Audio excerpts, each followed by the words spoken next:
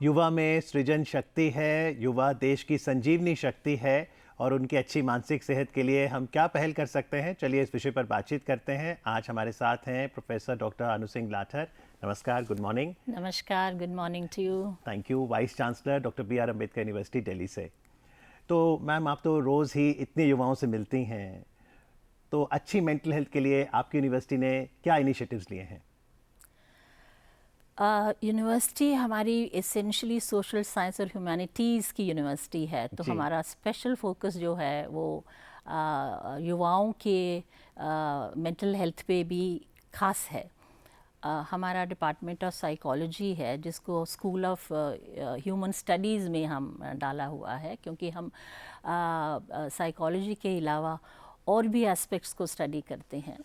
तो हमारा एक इनिशिएटिव जो साइकोलॉजी की फैकल्टी लेती है, उन्होंने एक सेंटर चला रखा है, हमने एक सेंटर चलाया है जिसको centre for psychotherapy and clinical research कहते हैं, CPCR। CPCR का एक इनिशिएटिव है एहसास। एहसास एक क्लिनिक है जिसमें हम युवाओं को और ख़ासकर हमारे अपने स्टूडेंट्स जो स्ट्रेस से या मेंटल हेल्थ इश्यूज से जूझ रहे हैं, उनके लिए ये फैसिलिटी है। तो बच्चे इस क्लिनिक में वॉक इन पे आ सकते हैं, they can come any time, they can वो रजिस्टर हो सकते हैं। और हमारी जो टीम है वो बड़ी पावरफुल टीम है। टीम इस तरह से है कि जो मास्टर्स के स्टूडेंट्स हैं, जो MA साइकोलॉजी कर रहे हैं, उनको हम ट्रेनिंग देते हैं। और उस ट्रेनिंग में उनको साइकोथेरेपी का फोकस रहता है। तो वो ट्रेंड हैं और उन्हें एक स्पेशल ट्रेनिंग दे करके बच्चों को इनिशियली जो बिगिनर्स मॉड्यूल होता है वो मास्टर्स के स्टूडेंट्स करते हैं। हमारे यहाँ MPhil भी एक प्रोग्राम चलता था पहले, जिसमें MPhil में भी साइकोथेरेपी का फोकस था। तो MPhil के जो स्टूडेंट्स थे वो ट्रेन हो जाते थे। तो वो हमारे प्रोफेशनल साइकोथेरेपिस्ट के साथ, हमारे पास ट्रेडिशनली 4 से 5 प्रोफेशनल साइकोथेरेपिस्ट हायर किए हमने बाहर से। उनके साथ वो ट्रेनिंग लेते MPhil के बच्चे और मास्टर्स के बच्चे भी, और ये मिल करके जो है ये क्लिनिक चलाते हैं एहसास के नाम से। तो एहसास क्लिनिक में मैम डेली कितने फुटफॉल्स हैं, कितने स्टूडेंट्स आते हैं? और आप तो खुद एक साइकोलॉजिस्ट हैं, क्या विषय लेकर आते हैं वो?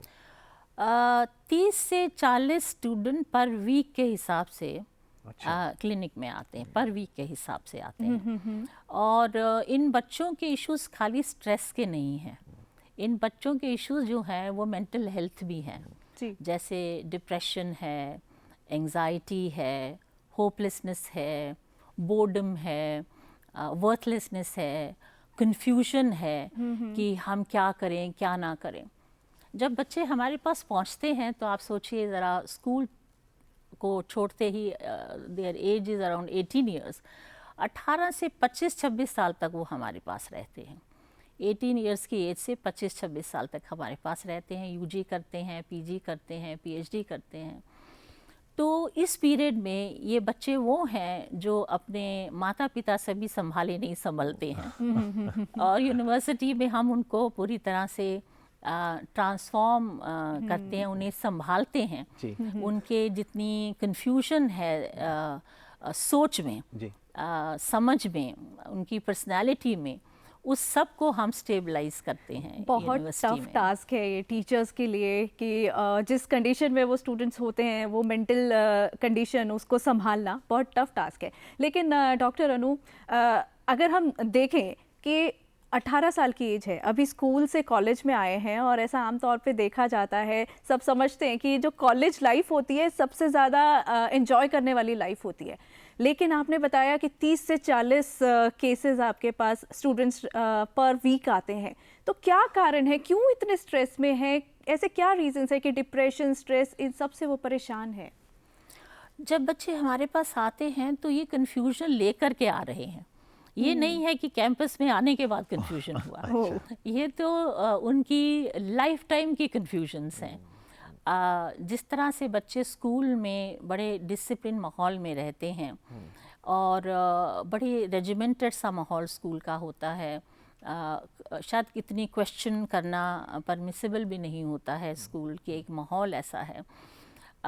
पेरेंटल बड़े स्ट्रिक्ट होके पेरेंट्स जो हैं उनको हैंडल करते हैं, तो जब वो कॉलेज में आते हैं तो वो अपने आप को बहुत फ्री महसूस करते हैं, फ्रीडम स्कूल के उस टिपिकल माहौल से, फ्रीडम अपने पेरेंटल कंट्रोल से।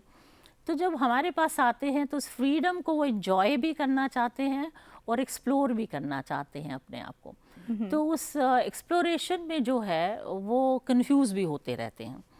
और अब आप जैसे सोशल मीडिया की एक्सेस सब बच्चों को बहुत है, तो इन्फॉर्मेशन ओवरलोड भी बड़ा ज़बरदस्त है, इतना ज़बरदस्त है कि उन्हें ये नहीं पता है क्या सही है, क्या गलत है, क्या मुझे मेरे लिए ठीक है, क्या मेरे लिए ठीक नहीं है। तो डॉक्टर अनु, आप ही बता रहे थे कि सोशल मीडिया पे हजारों लाखों फ्रेंड्स होने के बावजूद युवा डिस्कनेक्टेड महसूस करता है, क्यों? जी, बड़ी बड़ी ये एक एंटीथीसिस है लाइफ की, कि इतने सारे दोस्त आपके सोशल मीडिया पे, फिर भी कोई नहीं, फिर भी आप अकेले हैं बिल्कुल।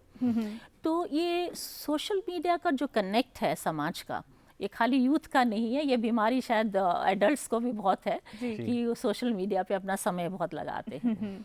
तो उसमें क्या है, ये बड़ा ही वर्चुअल वर्ल्ड है, एक्चुअल वर्ल्ड नहीं है, रियल वर्ल्ड नहीं है।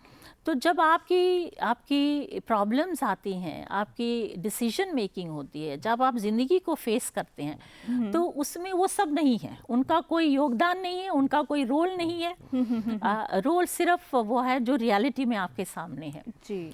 तो वो एक बड़ी ही सुपरफिशियल सरफेस वाली एक दुनिया है, और उस दुनिया से यूथ इतना कनेक्टेड है कि शायद उसी को दुनिया मान ले। तो फिर आप यूनिवर्सिटी में क्या इनिशिएटिव्स लेते हो कि सोशल मीडिया से थोड़ा ब्रेक लेके वो घुले मिलें और अपने हुनर को पहचानें? जैसे कि मैंने बताया कि यूनिवर्सिटीज़ टिपिकली ओवरऑल डेवलपमेंट के लिए होती हैं, तो टीचिंग के अलावा बच्चे जब आते हैं हमारे पास यूनिवर्सिटी सिस्टम में, तो एक बात तो उनको पक्की समझ होती है कि यहाँ पे हम पढ़ें या ना पढ़ें, हमारे पे किसी की नज़र नहीं है, तो बहुत फ्री माहौल में पढ़ते हैं और बच्चे बहुत फोकस्ड होके पढ़ते भी हैं। ऐसा नहीं है कि यूथ बिल्कुल ही जो है वो बहक गया है, ऐसा मैं नहीं मानती हूँ। मैं तो मानती हूँ कि स्टूडेंट्स आज के बहुत अच्छे हैं, इंटेलिजेंट हैं, पर्पस है उनके पास, करियर बनाने की एक चाहत भी है, सीरियस भी हैं और काम भी करते हैं, पर वो जो कन्फ्यूजन उनकी लाइफ में है वो उन्हें परेशान करती है। तो हम यूनिवर्सिटी में उनको सारी अपॉर्चुनिटी देते हैं, हर तरह का एक्सपोजर देते हैं। एक्सपोजर को करिकुलर एक्टिविटीज़ का है, एंटरटेनमेंट का है, यूथ एक्टिविटीज़ का है, फेस्टिवल सेलिब्रेट करते हैं, यूथ एक्टिविटीज़ में इन्वॉल्व होते हैं, स्पोर्ट्स में इन्वॉल्व होते हैं। तो एक होलिस्टिक ग्रोथ के लिए यूनिवर्सिटीज़ उनको प्लेटफॉर्म देती हैं। लेकिन कॉलेजेस में जो स्टूडेंट्स आते हैं सब डिफरेंट बैकग्राउंड से आते हैं, तो क्या वो बैकग्राउंड भी एक इम्पॉर्टेंट रोल प्ले करता है जिस कंडीशन से को वो फेस कर रहे हैं, जो कन्फ्यूजन है, जो स्ट्रेस है?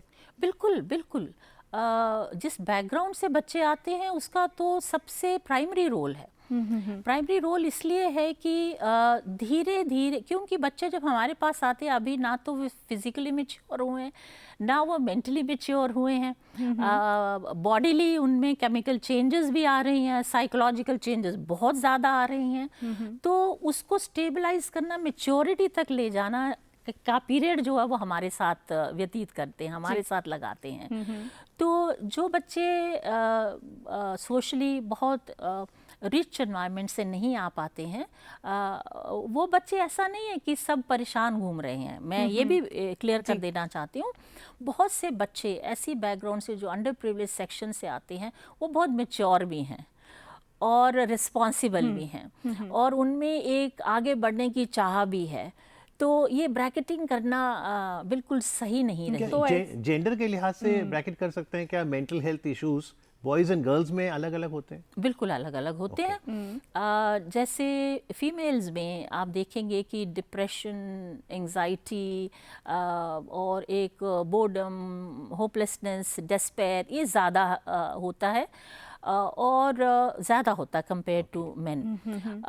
पर इसको इस प्रॉब्लम को हैंडल करने में दोनों के अप्रोचेस अलग हैं। तो जो विमेन है, फीमेल हैं, वो इसको इंटरनलाइज करती हैं कम्प्लीटली और इसको अपनी बॉडी की फॉर्म में, सिम्टम्स के फॉर्म में एक्सप्रेस करते हैं अपने स्ट्रेस को, अपने परेशानियों को। और जो मेन हैं वो इसको अल्कोहल के फॉर्म में, ड्रग्स के फॉर्म में, किसी और एब्रेशन के फॉर्म में लेते ना हैं। कहना strictly no to all of these things then. They have to say strictly no to all of this. What I want to say is कि reaction towards stress and mental health issues is different in men and different in women. Women जो है internalize करके अपनी body form में ले आती हैं symptoms. तो ऐसे में क्या करें? एक स्टूडेंट जो है जब वो समझ रहा है टीचर्स हेल्प के लिए हैं, पेरेंट्स को भी उसमें इन्वॉल्व किया जा सकता है, लेकिन स्टूडेंट खुद से क्या एफर्ट कर सकता है? वो self techniques, self care techniques क्या हो सकती हैं कि वो स्ट्रेस मैनेजमेंट उसको सीख सकें, अपने स्ट्रेस को मैनेज कर सकें? टेक्निक्स तो बहुत पॉपुलर है, सब हम सबको पता है, पर करने से होगा बात करने से नहीं होगा। तो टेक्निक्स हमें पता है कि सबसे पहले तो हमें अपनी फ़िज़िकल फ़िटनेस पे बहुत बहुत ध्यान देना है। और वो फिटनेस कहाँ से आती है? क्योंकि जब भी आप स्ट्रेस महसूस करते हैं तो वो आपके सेल्स जो हैं, बॉडी के सेल के फॉर्म में कहीं ना कहीं सेल्स को भी परेशान करते हैं फिज़िकली, और मेंटली आपके ब्रेन को, आपके इन सेल्स को परेशान करता है। तो जो फिज़िकल पार्ट है उसमें कोई ना कोई एक्सरसाइज अपने जीवन में लाना बहुत बहुत ज़रूरी है। चाहे आप जिम करें, चाहे आप वॉक करें, चाहे आप योग करें, चाहे आप कोई और पद्धति अपनाएं। जापानीज़ टेक्निक हैं, चाइनीज़ टेक्निक हैं, बहुत सारी पॉपुलर टेक्निक्स हैं। आप किसी पद्धति को अपनाएं, उसी से आप स्ट्रेस रिलीव कर सकते हैं। मेडिटेशन बहुत पावरफुल टेक्निक है, बहुत ही पावरफुल है। अगर हम उसे अपनाएं तो बहुत अच्छा है। बाहर के वातावरण से, नेचर से जुड़ना जितना थेरेप्यूटिक है शायद ही कोई चीज़ है। सब चीज़ों की एक बात कि नेचर से जुड़ें जा करके। जापानीज़ तो इसको अलग अलग एक टेक्निक फॉर्म में भी लेके आए हैं कि वो मड में जा कर के अपना 1 घंटा 2 घंटा मडी वाटर्स में दे गो एंड प्ले। ऑनसेन करके एक उनकी टेक्निक है बड़ी फेमस, जिसमें वो हॉट स्प्रिंग बाथ लेते हैं, गर्म पानी में नहाते हैं। इस तरह का ये भी थेरेप्यूटिक है। तो टेक्निक्स तो बहुत सारी हैं, करने से होगा। जी बिल्कुल सही। तो बहुत सारी सॉल्यूशंस हैं कि हम अपनी अच्छी मेंटल हेल्थ के प्रति सजग हों, लेकिन करने से होगा। आज कार्यक्रम में आके अंबेडकर यूनिवर्सिटी दिल्ली क्या पहल कर रही है उसके बारे में जागृत करने के लिए डॉक्टर अनु आपका बहुत बहुत आभार। Thank you very so much. Thank you so much. Thank you.